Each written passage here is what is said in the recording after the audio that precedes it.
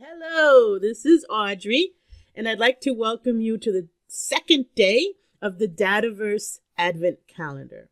And today we're going to expose this brand new app format. Now, you all who have been using Power Apps in the past, you all know how to make Canvas apps very often, even if you just generate them using a template in Microsoft Teams, or whether you generate them using SharePoint, or whether you may generate them or create them from scratch using the Canvas app.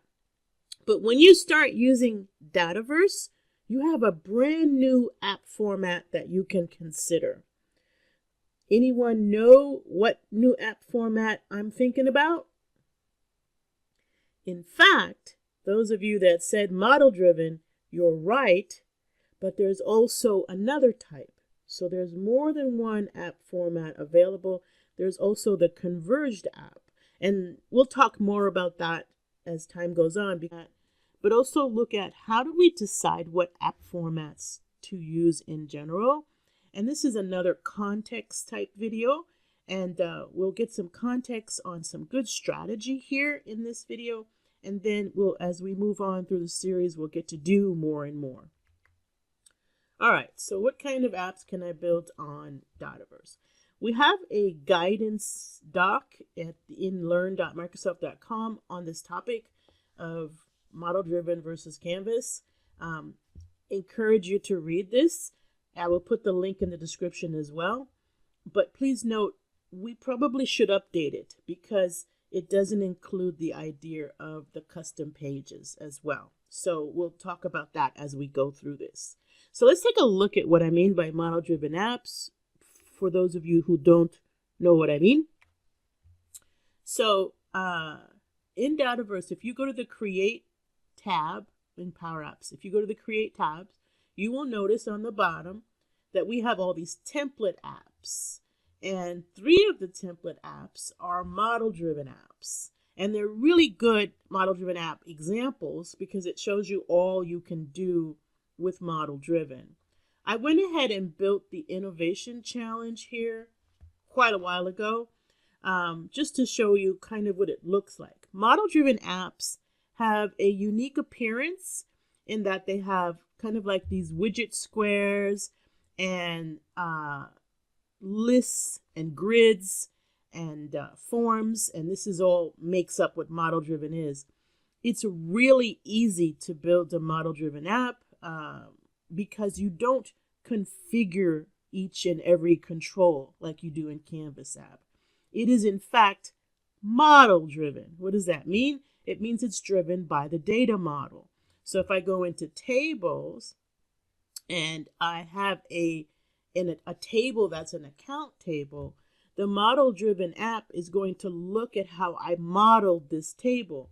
What columns have I added? What relationships I have added?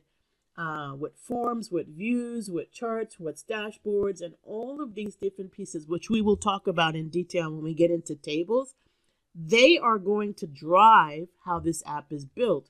So if I just click, create an app, and I just call this account app because that's the table I'm using, then what happens is it goes and looks at all of those different metadata components and brings together a model-driven app. So driven by the model, the data model. So when it comes to model-driven, that's why Dataverse data modeling is going to be really important, because if you've got a good data model, which we will talk about, then you're going to have a great model-driven app. It's kind of hard not to. So notice how it builds my complete app. I think I may have to save, but let's go ahead and try and play right away. And basically you see that it puts together automatically for me a grid showing all the tables. Now I definitely can go back here and change the type of views that I have. So if I go, let's go back to Power Apps for a minute. And I'm going to leave that tab open, and I'm going to go back to that account table and just show you that what views I see in this app by default are based on the views that have been built for this account. And again, we'll even have a day for views where we'll double click on what you can do with views and forms. But basically what you have pre-built is going to be here. Whatever views you've configured in your data model, whatever columns in your data model, they're all going to be here. And when you click on these different things, you will see forms, you will see subgrids. This will automatically happen. And all the related items will show up here as well. So if you had related contacts to this account, Dataverse knows you need those relationships, so it'll pop it up on the screen.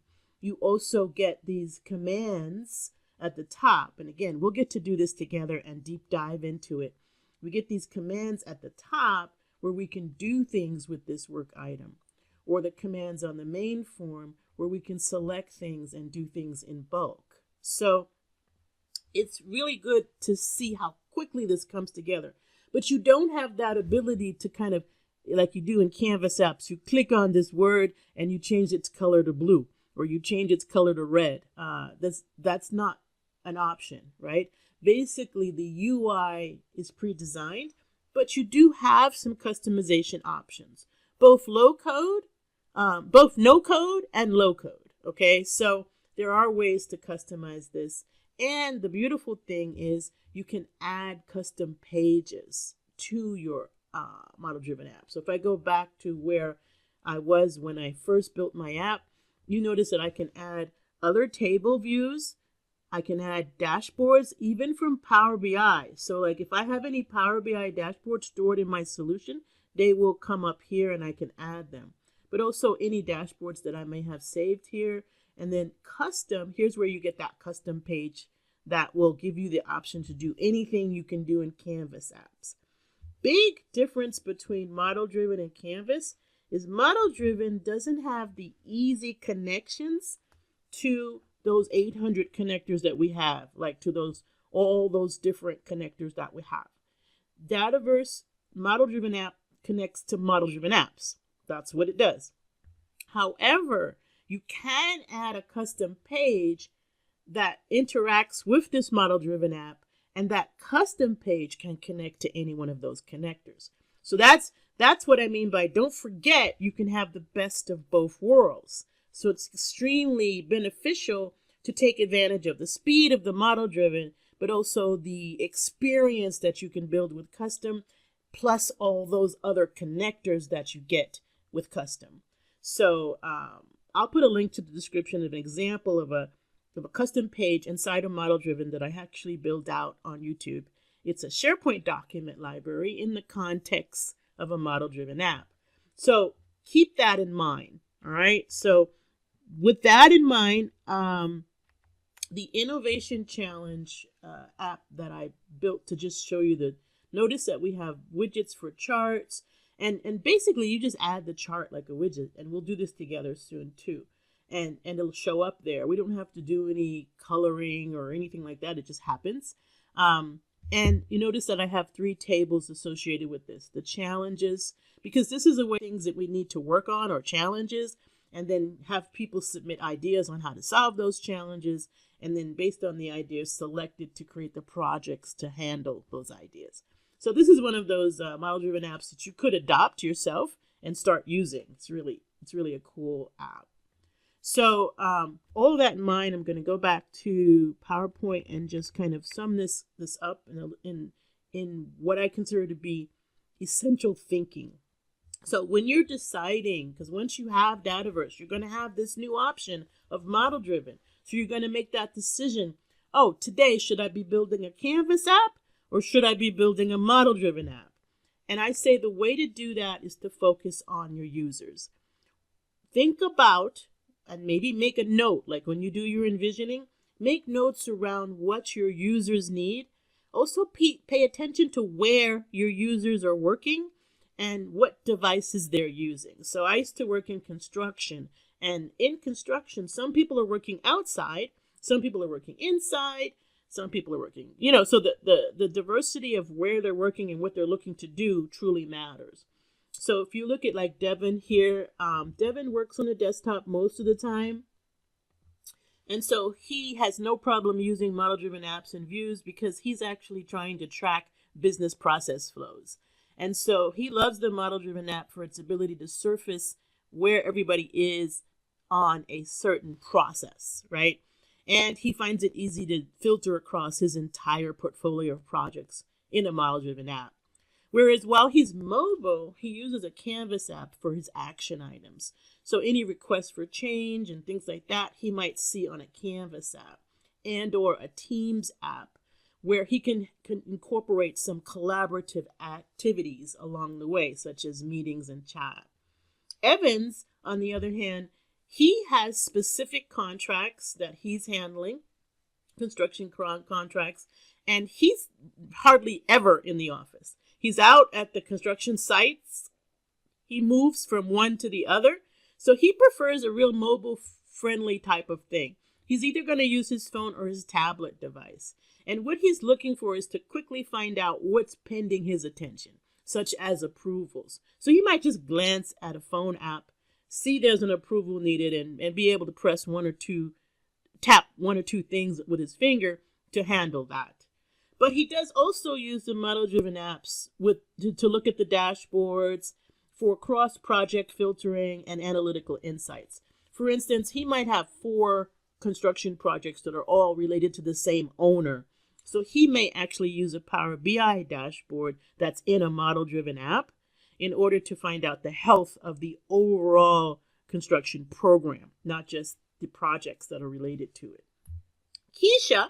Keisha is working on a laptop most of the time or a tablet device, and she's outside most of the day. Sometimes she comes in to the construction trailer, and she loves using Microsoft Forms to fill out things because she can use her phone or her laptop for that.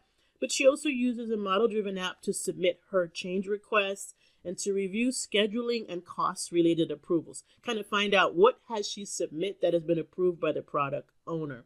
And she likes to use Power Apps as well as buttons in Power Automate to handle her inspections and to report incidents with photos. So being able to use the photo taking feature on her phone is what extends her application for her, because not only can she submit the data, but she can attach a photo that she takes with her phone. But she also uses desktop apps for kind of similar to Evans in that she's looking at those Power BI dashboards for cross-project reporting. And then we have Sachin. Sachin is an environmental controls. He's outside. He's a frontline worker. He doesn't have any access to Dataverse. But the team leverages adaptive cards, PVA bots, and Power Automate flows in the context of Microsoft Teams since he's a guest member. And remember that all of these things that light up in Teams can, based on the credentials of another person on the program, can launch a flow in order to update Dataverse. So Sachin doesn't really need to have access to Dataverse to do the things that he needs to do.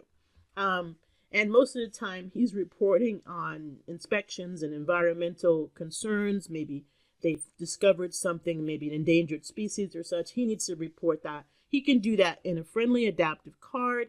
And then the owner of the process actually is used to initiate a change to Dataverse. So think about your users. Also, when you're thinking about your color palettes and everything, remember that people who are outside may be under heavy sunlight, and people who are also outside might be subjected to darkness. So make sure you have the appropriate contrast in your apps for anyone that's working outside and where their environment may change. So keep all that in mind when you're thinking about app types. Now that you are using Dataverse, you're going to have another app type or two that you can leverage that just gives you more power, but you'll decide what to use when based on your users. All right, thank you. That's all there is for day 2. Tomorrow we're going to dive in a little further, and by the end of these first 5 days, you'll have all the strategic and information that you need for us to start making some apps and doing some interesting things with Dataverse. So I look forward to seeing you tomorrow for day 3 of the Dataverse Advent Calendar.